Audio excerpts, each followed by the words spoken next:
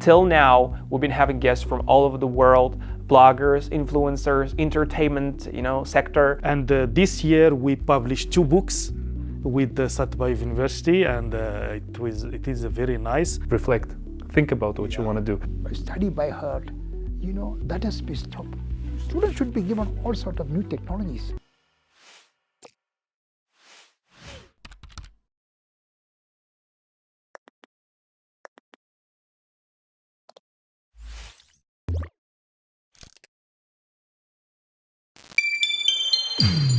Hey guys, everyone, welcome back. This is Jetil podcast back again with its new episode. Special thanks to Almaty Visit for providing this opportunity. Shout out to our friends. Today we have special guests that we've been waiting for, long-awaited and beloved guests from Morocco and India. But first, I'd like to introduce my co-host, partner. Hey, what's going on, everybody? Yeah, Mr. Worldwide, man. Mr. Worldwide, yeah. Yeah. Well, shout out to Visit Almaty for this opportunity. We're back again with a new episode. How you been, man? I'm doing great, bro. I'm doing great. Well, so we have special guests today, as you can see. Yes, we have Dr. Rashid from Morocco. Yeah, we have Dr. Rashid from Morocco, and also we have Professor Thomas from India. Yeah. Yes. Yep. Welcome to Kazakhstan, gentlemen. Thank you. It's our pleasure to have you here because I think you guys are the first who are like super formal and super official, and then the people who represent science. Yes. And that's our honor to have you here on our podcast. I'm saying that till now we've been having guests from all over the world, bloggers, influencers, entertainment, sector. Yeah. But today we have guests from science, which is science field, which you see, because this is, I think, one of the most formal podcasts that we have. Usually, we chill with, we're dressed very casual, and we have our guests sitting in comfortable sofas. Absolutely. We talk about anything because it's on YouTube. Since that, we now started collaborating with Visit Almaty. So our podcast is becoming more and more formal, and which is a good thing. From one part of view. And two, science, man. It's science has my utmost respect, and because there are some let's say fields in this world, or some things that cannot exist without some majors, some jobs that cannot exist without these aspects. So absolutely, science is one of them. Science is one of the important parts of our life. We usually give our guests the chance to introduce themselves fully. So I'd like to start with Professor Thomas here.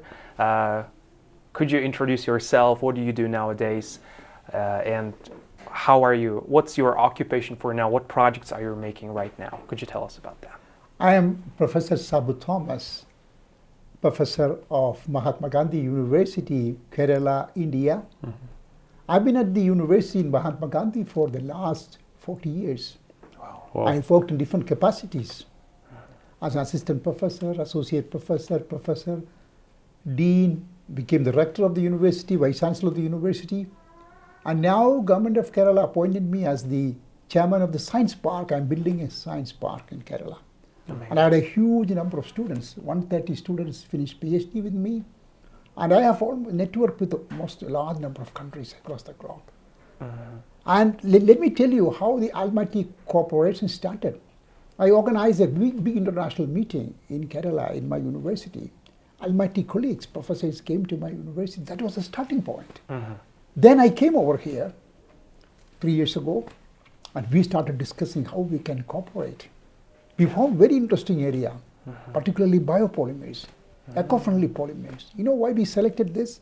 Because synthetic polymers create a lot of trouble to the humanity. So we thought of working on biopolymers, biodegradable polymers. And my colleagues in Almaty, they are very active in biopolymers. So we formulated a very interesting program. Amazing. So my colleagues, my students come here. Almaty colleagues, Almaty professors come to my university. And then we started organizing international conference. The first conference was held in Almaty last year. The second conference was held in Kerala, in my state. And after every conference, you know what we do? We have a conference special issue. We have a very nice book. And we publish over 20 papers now with Almaty colleagues. Amazing. And we have lots of ideas, lots of dreams in the coming years, to work on. And this is a wonderful city. I am really excited to be over here. Yeah. I would say a city of students, a friendly people, friendly cultures. I'm really excited It's to our continue my pleasure. cooperation. Yeah, it's our honor, and It's not our pleasure. only our honor, but the honor of all science sphere here of Kazakhstan welcoming you here. Exactly. Because, well, it's a great contribution to our country, you know, when we accept, when we welcome guests from all over the world. Yeah. Dr. Rashid. Yeah. Thank you very much for inviting me here. I am Rashid Amrus from Shuaib Dukhali University. As now I'm associate professor. I am in the way to be professor, maybe next year or next 2 years. Okay, so my relationship with Kazakhstan started in 2015. I was in international lab in Tokyo, in Japan. And at that time, this lab has a strong relationship with Al-Farabi University, Kazno, and so they host a lot of students as for internships. Yeah, yeah. So and that time in 2015, like that, so the student now becoming professors in Kazakhstan. So we are friends and we are colleagues, and we started how we already thought about how to collaborate. So, and yes, this collaboration starts by writing papers together, hosting students, exchanging students, etc., inviting Kazakh people to Morocco for conferences, etc., and they invite me here, and so on. So after that, we I met with Professor Sid Khan Azat from Satbayev University, of course via my other colleagues. And then we start to talk about how to collaborate, and he invites me. This is my third time here to spend 1 month in Satbayev to teach, to learn, to share our ideas and so on. And this year we published 2 books with the Satbayev University, and it is very nice. And also we organized last year, and that time this is my first time to meet online with Professor Thomas. He was our guest, our plenary lecture. So we organized this online conference between my university, Shuaib Dukhali University in Morocco, and the Satbayev University. And so now we are thinking to share more ideas, more projects, because we try to apply for common projects to get how can I say budget to give more opportunities to students to be guided in under guiding international international supervisors and so on. For Almaty and Kazakh people, I just always impressed, because every year I feel like I am the best guest. Yes, because hospitality very fantastic here, and I feel just at home. Amazing. Oh, that's our pleasure. Thank you. I'm really curious about, you just mentioned that it's an intercultural and experienced exchange among professors between Satbayev University and then Al-Shuaib University in Morocco, right? Yeah. So then that's a great opportunity for our students and for our scholars and professors to learn a lot, you know, to share those experiences. I'm a really big fan. I have studied in Japan, by the way, at Tsukuba University. Okay. And my bachelor's, I studied there. Idos has studied in Beijing. China. Great, 10 years. Great. Yeah. So university in Beijing? Beijing Union University. Beijing. Very good. I also spent 1 month in Beijing. Really? As a visiting professor at BUCT. 2 months. Beijing University of Chemical Technology. Yes. Yeah. I was also in Tsukuba. Wow. Yes, in Science City. Yes. And me too. So when I was in Japan, I worked in Tsukuba Space Center. Well, of course, I know about that. Yeah. Tsukuba itself is like a whole city which is dedicated for studies, for science. Yeah, I hear from Japanese is 10% population scientists. Yeah, amazing. 10%. So I'm just really curious about, so you've been staying here like for almost a month, and then you have visited Kazakhstan a couple of times, working with students here, particularly with science students, you know. How would you estimate the level of our students here, the level of our scholars? I'm sure you see them, you try to give them certain marks, you know, like, and estimate them properly. What are those parts that you would like to maybe put effort on working with students from Kazakhstan, or maybe something that our students lack of, or maybe they are very good at, you know? Could you tell us more about this? Because I've been a student also, and I know some good and bad parts of our students, and then I'd like to know more from the professor's side, you know? Yeah. Dr. To me, Professor Thomas. Great. And then you see, Dr. one of the main points I find in Kazakh students, they're very motivated. You see, 3 times they came to my university, very motivated students. They are really very excited to do science. And they do a lot of experiments in my laboratory. And they're really eager to write articles. Yeah. They're eager to file patents. So we encourage them to, their writing skills have to be improved. That's one point I wanted to stress that. So they work with my postdocs, they work with my senior students to write very good review papers, very good articles. So we are giving a lot of training to them. And they're very good in doing experiments, extremely brilliant students. And I'm really excited by their fascination for science. And now you see, we committed a very nice review to an international journal, impact factor very close to 9. It has come for revision. We are working on that. Yeah. So I told my collaborators, when you get a master's student, ask them to write a review.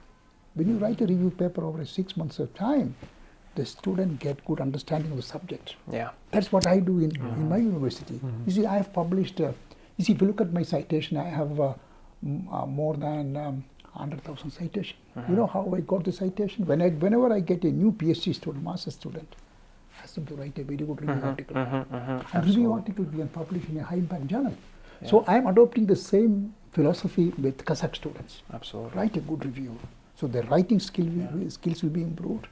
They understand the state of the art. They understand the open questions. Yeah. And I'm sure Kazakh students will excel.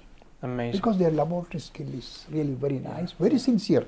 You see, I've accommodated them in the very close to the university place. They all come at 9. And they're very happy to work, 6, 7 o'clock. And they're very active in conference symposia. They ask questions. And this year, we organized a meeting in my university. They got 2 awards. International award, ACS award. One got an ACS award, and other got a university award for their best presentation. Yeah. So I rank them at a high level, but only thing is we have to improve their writing capability. Bro, do you remember we were talking to the professor at Kimep University, August Currency, and he told us that the students are very good, they are very well motivated, but the lack point is that they are not able to write properly. Like the review letters and the articles, the writing skills are the minimum here. So, Dr. Rashid, maybe would you? Yes, I share the same idea with Professor Sabu Thomas. He's very experienced in this area to write reviews and books, articles, and so on. And I think, yes, I share the same idea to improve their capabilities to write and to learn more from foreign professors and so on. So to write review articles, to maybe to collaborate with other students from other universities when they went there as like a scholarship or so on. So they have to learn more.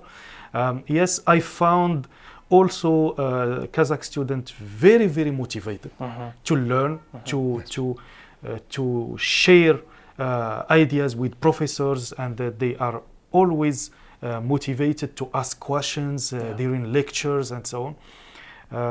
For example, now I have experience with Kazakh people in 2 ways, offline and online.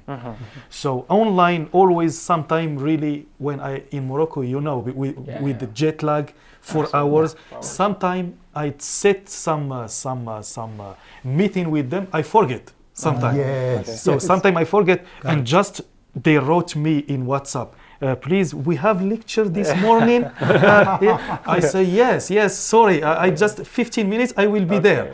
Okay, so, and during the interview or final exam, always they are very motivated and very well prepared. I like that. So more than Moroccan students.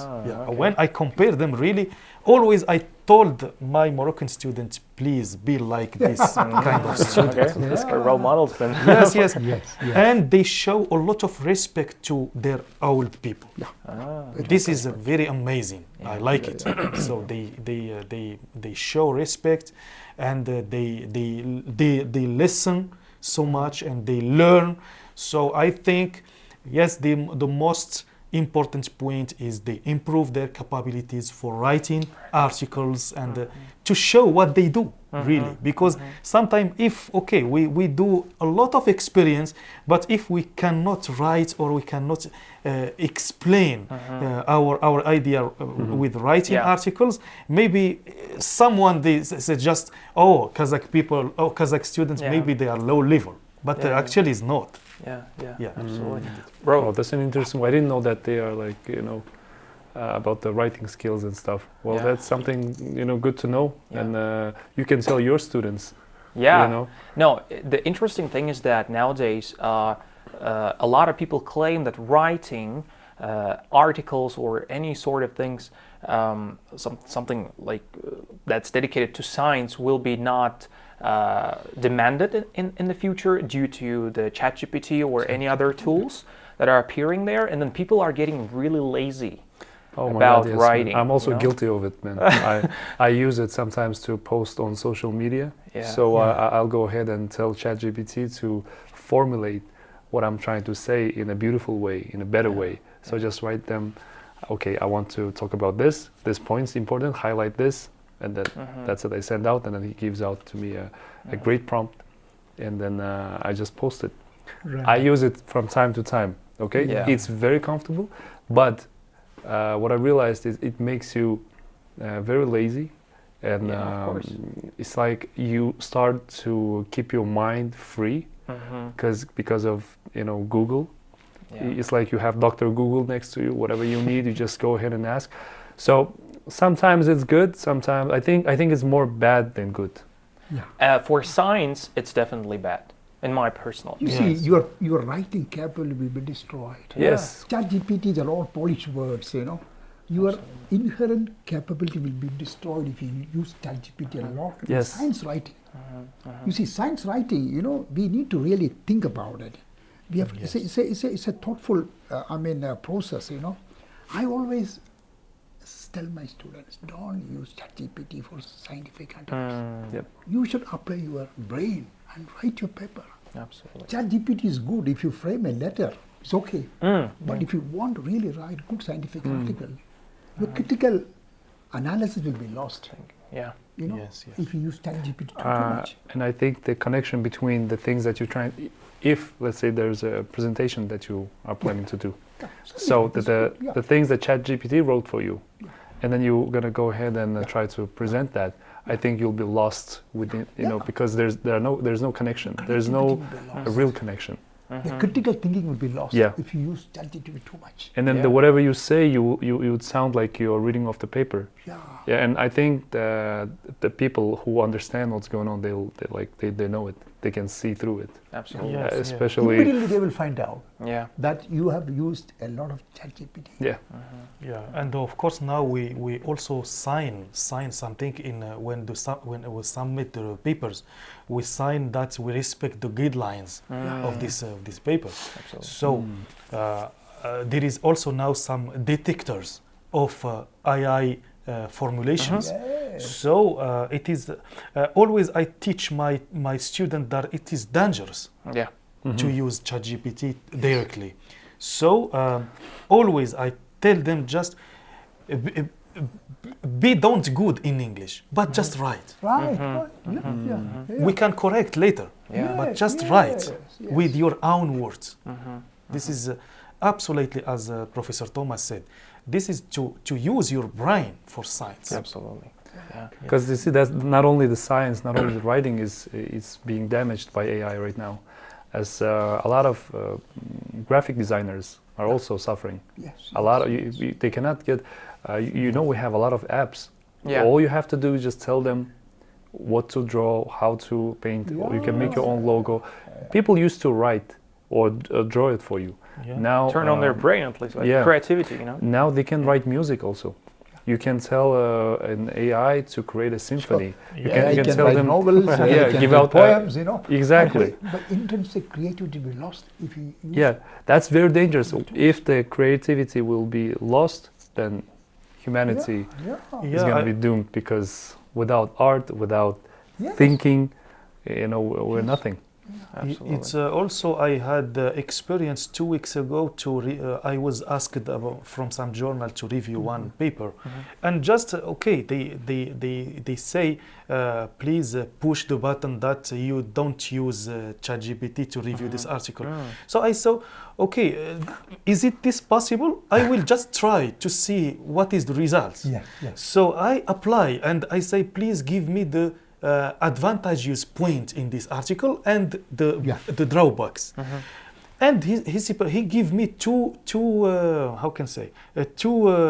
review reports, one positive and one negative. You can choose, but I think this is not good. Wow. This is not good, because if I'm enough lazy, I don't have time, so I will say, maybe I will reject this paper, so I will apply this review paper. Absolutely. Review. Because we're living in this crazy times. So we are okay to not use Chatgpt for science. I think this is my opinion. I'm really interested also about the. Recently, I've heard about academia that sometimes there are some people in academia specifically who would promote their own articles, promote their own thesis. Not in a good way, like they would just pay for a certain journal, pay for a certain well, that's how writing a book become also. Really? It is very easy to write a book nowadays if you use all these services like that. We need to bring back that you're writing a book. He's writing a book actually about how to learn language, because he's a big-time polyglot. He speaks around 8 languages. But also I don't know who is responsible for this, but for example, to apply now for international projects, even for example in Europe, between Morocco and Europe, we have a lot of agreement to apply for European projects, and one of them is please tell me how much money you need for publications. So it now required in the proposal of projects. Which make, I don't know who is responsible. You see, what you said is right. Publication became more of business oriented. Commercial. A lot of predatory journals have come up. Predatory journals. You see, American Chemical Society, Royal Society of Chemistry, Elsevier, they're all very nice journals. But you know what they also did? They converted 90% of their publication to open access. So they want to get money. Of course, they do a good work. All Royal Society of Chemistry, ACS, they do a good work, but they're also moving into more of commercial. And then they came up with the phrase that says, there's no such thing as bad publicity. That's when you know it is commerce. Exactly. Along with that, the most dangerous part is predatory journals have come up. Predatory journals, you know what they do? They make some wrong website and everything. Then they will contact all over the world. You submit your paper, we will publish you within 2 weeks. You pay $5,000. So that has become a big business. Yes, it is. Huge business. America is #1 in this business. Yes, that's followed right. by India, China, big business. That is very bad sign. So I always tell my students from India and abroad, don't publish in predatory journals. You see, ACS, Royal Society of Chemistry, Elsevier, Wiley, Springer, they are all nice publications. They have an open access, you have to pay, but there is a very strict review. But predatory journals have no strict review. They will make fabricated impact factor. That's when it becomes very dangerous. Fabricated site score to lure people and get money. This is very dangerous. Very dangerous. For the humanity. Even you can go on Google and search for regarding any ratings of the world. You can just search for air pollution. You'll have 10 different versions. Yeah, it's 2025, 2024, you'll have 10 different versions because whoever pays, some country pays a publication and it says, put my country below. And then your country will be like number 9, number 10 with the worst pollution. And then you go another list, your country is number 1. Yes. You know, as Professor Rashid indicated, you know what these publishers do? Because I work with Elsevier. Elsevier will contact all the governments across the globe, set apart some money for publication. That is why European Union also they influence. Set apart some money for publication. You know for what? They want to have more open access article. So that when you get a European Union project, there is some money for publication. Elsevier or Royal Society will get that money. So you know what they do? They sort of capitalize all these funding agencies across the globe. Even India, they came. They had a meeting with the Science Foundation of India, and they argued that set apart some money for publication. You see? Yeah, absolutely. So the whole big, the publication became more of commercial, business oriented. Yes. Yeah, I would like to talk about one more topic regarding the demand of university degree. Because nowadays, I'm not sure if you ever noticed that thing or not.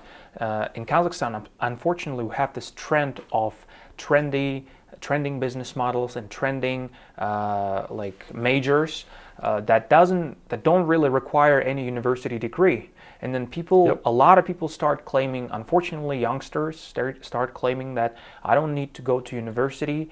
It's fine for me just to go gain some experience, try to work there and here, and then gain some experience, and then that I don't need any university stuff. And then this trend became viral recently, and a lot of people, not only in Kazakhstan but all over the world, even in the US. Thing, it's a worldwide thing. Like university is not able to adapt themselves to a new technologies, development, and then so on and so forth. So then when people, especially youngsters, start claiming about it, what is our role, or maybe the role of professors, to promote that? I'm a really big fan of universities, and I really think that university should be there, because degree, at least bachelor's, is super important, not only for your knowledge that you get there, but also for environment, for people around you, and so on and so forth. What do you think about it? Like, what's your opinion about it? I'd like to know. Okay, yes, I think these last 2 days I attended the forum of Satbayev University. And I think this was always my question: what kind of job Kazakh students do, or after graduation? That is very good. Good question. So always I ask this question, and in these 2 days I noticed that I was impressed that finally I think Kazakh professors start to understand the strong link between academia and academic and industrial sector. Because also in Morocco we have this problem. So professors teach fundamental sciences, but after graduation, the students, it's very difficult for them to be involved in some jobs. So now our country, and similar in Kazakhstan, they start to understand the link between academic and the industrial sector, and to cooperate more, to get funding more, projects more, to involve students in this kind of project. Applicable project. So I think it is a most important point for me to balance between academic and the industrial sector, to involve students more in real projects. For example, I work with Professor Sidkhan about water treatment, which is very important topic in Kazakhstan, and we try to involve even bachelor students in some project like this, how to apply for government projects and so on, and they try to understand many things. So I think, yes, this link between academic and industrial sector, it is very important. And I think Kazakh professor, they start to understand it. I learned this from these 2 days. Amazing. Yeah. Well, it is so good that you're pointing this out, because, and we need to highlight this. You see, because professors are professors because they mainly focus on their thing, working on the science. Yeah. They don't have enough time and power to go around and push the agenda to save people, because professors they need to be saved, because, like you said, we have this bubble in Kazakhstan that youth believe that we don't need to study anymore. You see, I went to university in Beijing without even knowing what to choose for a major. I went and chose business, international trade, because I was thinking that's the easiest part, because I didn't like to study. And then my youngest brother, he's studying in China, and then I gave him a year. I said, just don't study anything. After high school, give yourself some time, reflect, think about what you want to do, because. And you must study, because fate of a nation it very heavily depends on an education system. Now that we're living in these times, very flashy lifestyle, attention economy, so the book reading, writing, or science, or teaching, or academia, all becoming some sort of boring stuff for the youth, because they would like to live the fast life. They would like to live the flashy life, get the money, get the car, and all that stuff. So we in Kazakhstan, we have that bubble. Yes, and, all over the world. And also you studying, you get a diploma, and then, like you said, there's no link between the industry. Now the government, what government has to do is they have to take care of this part. So the student goes and studies. Let's say, for example, he's an engineer. This is his last year at the university. So the last year he must spend at some factories, at some at the production line, because he has to practice what he learned, the fundamentals, like you said. You get the fundamental and then you put it into practice.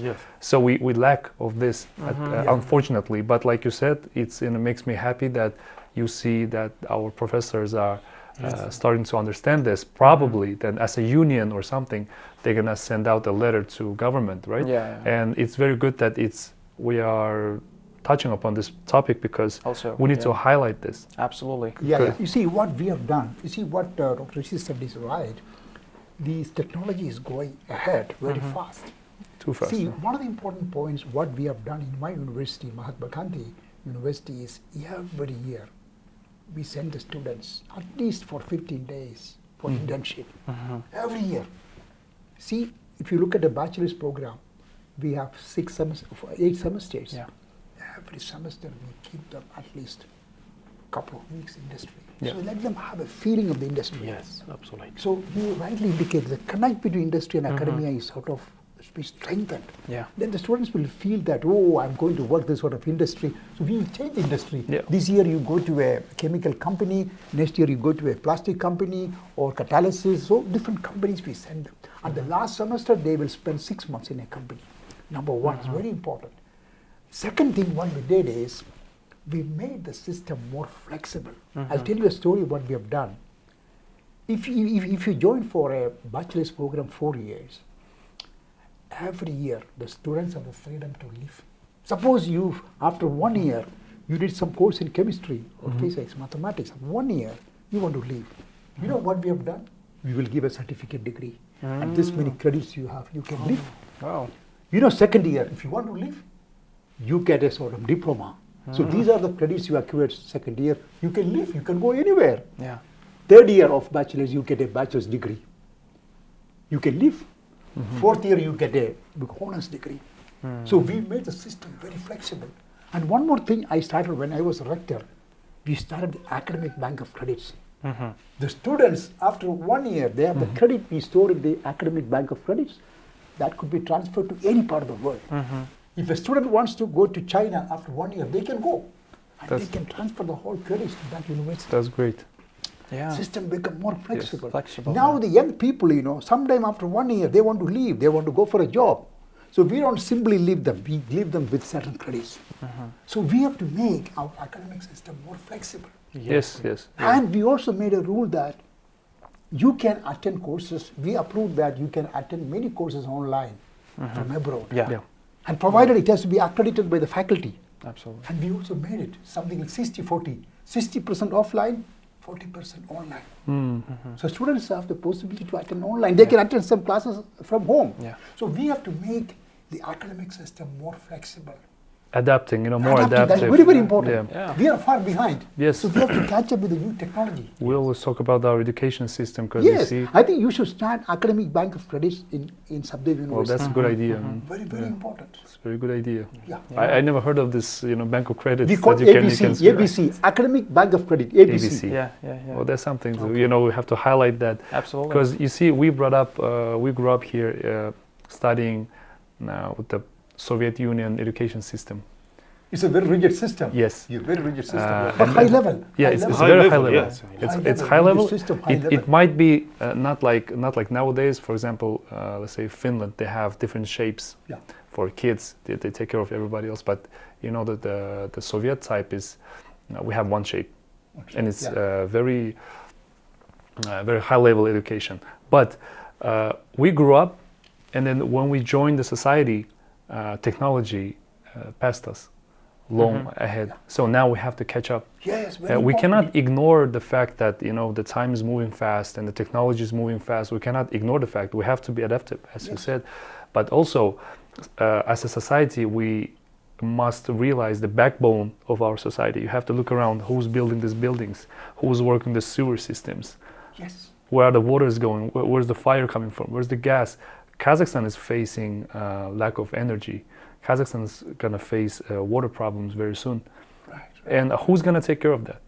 And where are the students? Yes. So, as a society, we must not fail to realize the backbone of the society, because the modern ideology, as the feminism and all with this internet bubble, the easy money, no need to study, just finish YouTube university. You cannot stop that. But we must adapt and then let them realize and then bring back the old but gold stuff. Yes. Right? I told all my teachers of the university when I was a rector, your teaching style should be completely student-centered. Some students demand that, you see, I made a rule that examination demanded by the student. Some students say, I need an examination to be conducted soon because he or she wants to go abroad. I think we should adapt our education system for the students. Yes, it is faster now. Faster. It is faster. It's a very good point, student-centered, because your reputation depends on the results of the students. Yes. Yeah, I'm also, I have my own language school, foreign language school here in Almaty, and the biggest problem we face is the lack of teachers. When we get another teacher, someone else comes after, and then students get used to one teacher. They don't want to change another teacher, so then it's kind of a problem. And then we realized that there shouldn't be a teacher-centered education at all. Like, students shouldn't be attached to one teacher only, because it's not their mom. I mean, self-education, self-learning should be there. People responsibility should be there also. See, I think we should adopt technology for teaching, technology for learning, technology for evaluation, technology for everything. Otherwise, you cannot catch up with the rest of the world. Yeah, that's right. Yeah, and I want to add one more. So, as Professor Thomas said, when I was student in Morocco and then I moved to France to get master graduation, at that time I remember professors in Morocco were very, very strict about exam document and so on. So you should attendance not show probably. Attendance and so on. But when I moved to France, I feel like more flexible. So I remember we had one exam about catalysis. Professor passed away last year. He told me one thing, that you can use your document freely for exam. I say, how you will give me the mark? He said, because this master is research master. So you have just to find where is the information. You don't have to know. You don't have to know like 1,000 mathematical equation. But just find the right one. Where is it? Yes. Very good. And I just really very well impressed about this system, and I apply this system now in Morocco. Okay. Yes. all my majors, my students always happy because I want to teach them, not only for score and exam. Teach them, and then the score come in later. Yes, I think. Amazing. See, his point is right. I used to teach summer vacation. I used to go to University of Strasbourg, high-ranking university. My colleague is a polymer physicist. He's a brilliant physicist. All his exams are with text. I asked a question, René Muller, then how do you assess the quality? René Muller told me, Sabu, if a student is not adapted to the textbook, he cannot find an answer. Yes. You see, that's what he told me. Absolutely. A good student will be very good in checking the equation and writing. That's enough for me. But that student is serious. You see, I fully agree with you. I think we should change. Otherwise you have to spend a lot of time mugging the equations, study by heart. That has to be stopped. Students should be given all sorts of new technologies. Yes, but after that they can forget everything. The problem. That's the problem.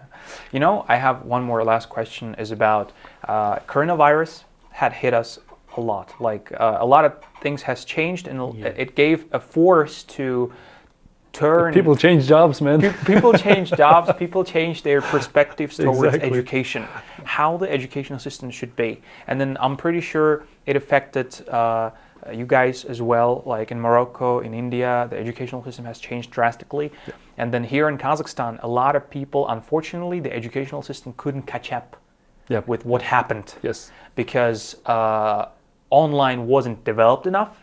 Yeah, due to many factors, man. We didn't have internet coverage all over the country. That's right. Yeah, and then we couldn't catch up with this, and then a lot of people faced lack of education, and they missed a lot of things. The focus wasn't there. Yeah, it was like all of a sudden for us, Nobody was ready. How do you think the online education nowadays, is it comparatively to the offline, to the traditional educational system, is it on the same level now, or we still prefer, we still see the preference of our students to teach, to learn offline? How would you estimate this factor? You see, I will always recommend the hybrid mode. I'll tell you, before coronavirus, I was really I would say, I was really scared to run a conference online. I was scared before the coronavirus. When the coronavirus came, I immediately changed my one offline conference to online. I thought it would be going to be very risky. But dear friends, I conducted the conference very efficiently. Many people across the globe joined the conference. And of course, when you have a face-to-face meeting, that is something very different. My advice to all my colleagues, friends all over the world, we should adopt a sort of hybrid mode. Hybrid mode. Something like 60-40 or 70-30. See, my students are able to attend lectures. You see, I cooperate with a very famous rubber man from China. He was in BUCT. My students attend some of his lectures online.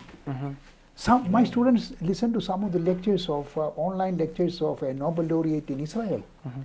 This could be possible only online. Now my students are exposed to very famous lectures from different parts of the world. So my advice to all my colleagues, friends, academics, we should use the hybrid mode. Simply everything online may not help. We should have a hybrid mode. So students be exposed to everything. Now we, in my university started dual degree program. The students in economics in my university is attending some of the classes of London School of Economics, and the credits is transferred to Mahatma Gandhi University. Our credit is transferred there. Now we have made a possibility of dual degree, joint degree. These are all possible with the help of online education. So we have to utilize it. Of course, every system has its own plus and minus. But if you adopt a hybrid mode, that's very good for education. That's my argument. Dr. Rashid? I think before coronavirus period, we in Morocco we were not adaptable to hybrid or online system, to be honest. But after that, when Corona happened, the period, it was very difficult to adjust the system. So we had a lot of problems, especially for exam period and so on, to keep distance. And the people doesn't have this culture. Okay. Yeah. So we hug each other, in Morocco, Muslim Yes, people. yes, sure. So it's very difficult to keep distance. But after that, we realized that we must adapt our system to, especially now, hybrid system, as Professor Thomas said. So hybrid system is, we benefit from high-level universities, lectures. So for example, recently, Schengen visa for Europe, it became very difficult for Moroccan people. So a lot of troubles with Europe and so on. So before we have like 30,000 or 40,000 students by year to France, go to France to study. Now we have like 10,000 or 5,000 only. But the most students now, they apply for those universities, they have 100% online system or 80%, so they can complete their major even in Morocco. And also I can say that as professor also we benefit from coronavirus period, because I can get access to all lectures in even MIT University, MIT in Stanford University. I got lectures from there. So I use them even today as supports. Absolutely. So it is very, very, very good, and I think I agree with you. Hybrid system is very. I will tell you one more example. We have very brilliant students in my class. You know what they do? I give a course on polymer rheology. What my brilliant students do? Before coming to the class, they listen to all the rheology talks given by leading professors across the globe. So I'm scared of my students. So when I go to the class, I have to be well prepared. They ask you so many questions. Professor Thomas, do you know Professor René Muller in France? His lecture is very good. I have attended. You see, now the faculty members become more serious. And as he indicated, we also listen to many talks. Amazing. That wasn't possible before. Amazing, actually, amazing. But now it's amazing. Yes. And not only that, and you see, there are a lot of students who work, in many institutions part-time.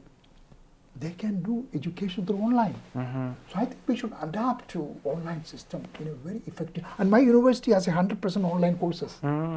For those who are working. And also I have to add one point is as you said, professor from, between brackets, old professors, so they are scary and they always don't accept to be online for some. But now, it's became more flexible because they understand. They understand it, and also students, they are more happy to be also in hybrid system. Absolutely. What you said is right. I did a postdoc in '87 in Canada. That professor became 75, 76. I always invite him, that professor, for a lecture. He doesn't want to come online. You see, there are several professors, not all, but I would say more than 60% of the old professors, the old generation, they don't like the online very much. Don't like online. It's a good example.